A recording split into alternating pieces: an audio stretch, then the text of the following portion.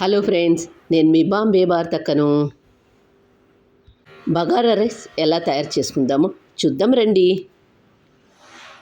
Lunch బాక్సులకు rice items పెట్టేటప్పుడు కొద్దిగా చల్లారిన తర్వాత మాత్రమే బాక్స్లో పెట్టండి. లేకపోతే ఆ వేడికి అన్నం పాడైపోయే అవకాశం ఉంది.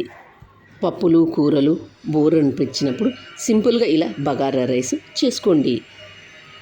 ఈ బగారా రైస్ను కిట్టి పార్టీస్కి, గెట్ టుగెదర్లకు, ఎవరైనా గెస్టులు వచ్చినప్పుడు కూడా ఇలా సింపుల్గా చేసి పెట్టినట్లయితే బాగుంటుంది. ఒక గ్లాస్ బియ్యం, తేజ్పత్తా, దాల్చిని, యాలకులు, లవంగాలు, షాజీరా 1 table spoon, garam masala 1 table spoon, అల్లం వెల్లుల్లి కొత్తిమీర పేస్ట్, కరివేపాకు కొద్దిగా, ఒక మీడియం సైజ్ టమాటో, ఆనియన్ 1, పచ్చిమిర్చి 3, సన్నగా కట్ చేసుకున్న పుదీనా, సన్నగా కట్ చేసుకున్న కొత్తిమీర. ఒక గ్లాస్ బియ్యం తీసుకొని శుభ్రంగా వాష్ చేసుకోండి.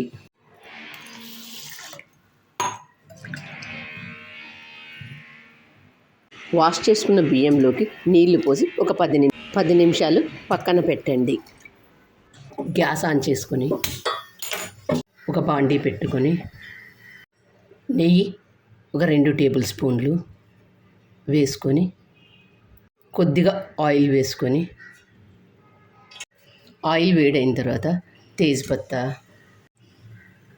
దాల్చిని, 2 యాలకులు, 4 లవంగాలు, మరాఠీ మొగ్గ, పొడువుగా కట్ చేసుకున్న ఉల్లిగడ్డలు, షాజీరా.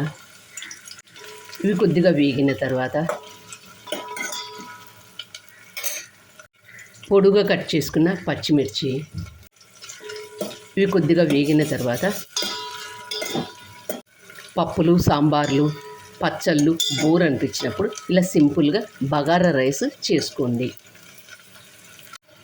కరివేపాకు, టమాటో ముక్కలు, ఫ్రెష్గా తయారు చేసుకున్న అల్లం వెల్లుల్లి కొత్తిమీర పేస్టు, పచ్చివాసన పోయేంత వరకు వేయించుకోండి. అల్లం వెల్లుల్లి కొత్తిమీర పచ్చివాసన పోయేంత వరకు వేయించుకోండి. మనం ఎక్కడికైనా బయటికి వెళ్ళాలి అంటే పప్పులు కూరలు సాంబార్లు ఇవన్నీ చేయాలంటే టైం ఎక్కువగా తీసుకుంటుంది. కాబట్టి సింపుల్గా ఇలా బగారా రైస్ చేసుకోండి. ఇవంతా బాగా వేగిన తర్వాత గరం మసాలా మరికొద్దిసేపు వేయించుకొని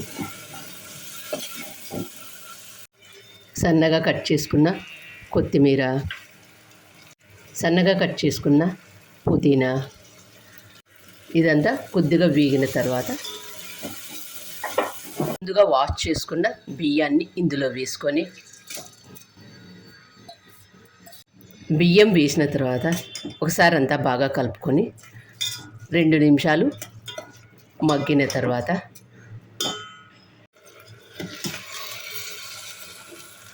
ఒక గ్లాస్ బియ్యానికి 1.5 గ్లాస్ నీళ్లు పోసుకోండి. 1 గ్లాస్, మరొక 1/2 గ్లాస్ నీళ్లు పోసుకొని ఉప్పు వేసుకొని అంతా ఒకసారి బాగా కలుపుకొని మూత మూసి మీడియం మంట మీద మగ్గించుకోండి. ఇంట్లో కూరగాయలు ఏమీ లేనప్పుడు సింపుల్గా ఇలా బగారా రైస్ చేసుకోండి.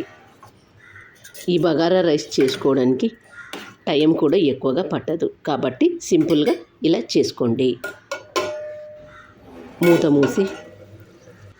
మూత తీసి మరొకసారి అంతా బాగా కలుపుకొని ఈ బగారా రైస్ను కొత్తగా వంట నేర్చుకునే వాళ్ళు కానీ బ్యాచిలర్స్ కానీ చాలా ఈజీగా చేసుకోవచ్చు. మూత మూసి ఇందులో ఉండే నీళ్ళన్నీ ఇంకిపోయేంత వరకు సన్నటి మంట మీద మగ్గించుకోండి.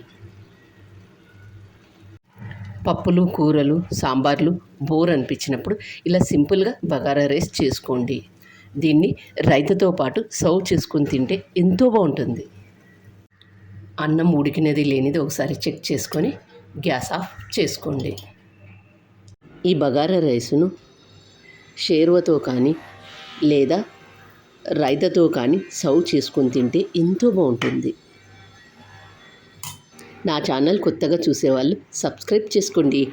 మరి మీకు ఎలా వచ్చిందో నాకు కామెంట్ చేసి చెప్పండి. మరొక కొత్త రెసిపీతో మీ ముందుకు వస్తాను. Thank you for watching.